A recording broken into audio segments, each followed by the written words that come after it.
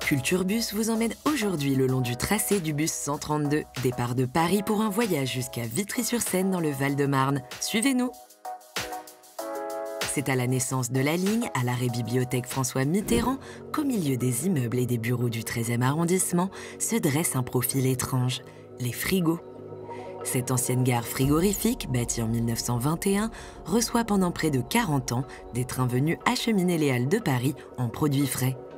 Désaffectés en 71 au profit de Rungis, c'est dans les années 80 que les premiers habitants, des squatteurs, investissent les lieux.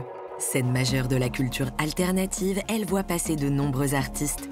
Depuis, tout est devenu bien légal, mais les artistes, eux, sont toujours là. Ils sont environ 120 à y travailler, toutes disciplines confondues. Nous avons d'ailleurs croisé Isabelle Bas, qui pratique l'émaillage et la gravure sur verre, ou encore Pascal Marga, un peintre qui joue avec les perspectives.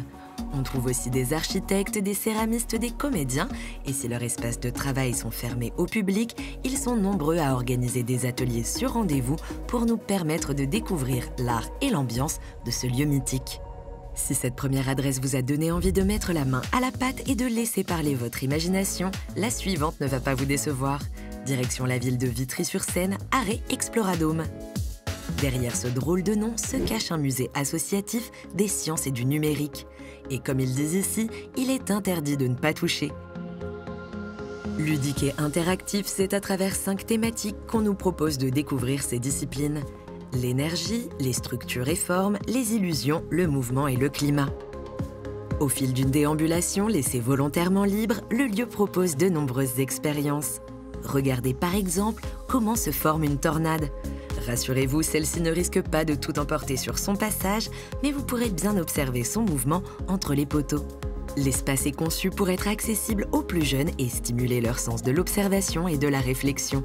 L'Exploradome propose aussi de nombreux ateliers au sein du laboratoire ou de la salle multimédia. Allez, on quitte les robots et les balles volantes pour revenir les pieds bien sur terre avec une prochaine adresse non loin de là. Arrêtez-vous à Utrillo. Poussez la grille du parc du coteau Marcel Rosette. Quoi de mieux après une journée bien remplie que de se reposer à l'ombre d'un cèdre du Liban 2 fois centenaire. Ce jardin paysager comprend d'ailleurs plusieurs espaces, dont le jardin méditerranéen où se trouve cet arbre imposant.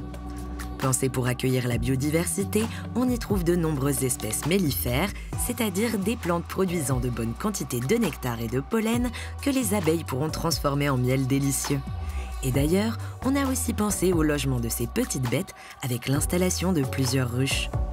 Vous pourrez même croiser leurs sympathiques voisines. On termine notre escapade par le jardin botanique où l'on trouve des plantes aromatiques et médicinales ainsi que des fruits et légumes. Notre journée d'exploration au fil des arrêts du bus 132 s'achève dans le Val-de-Marne, terminus, tout le monde descend. Espèce.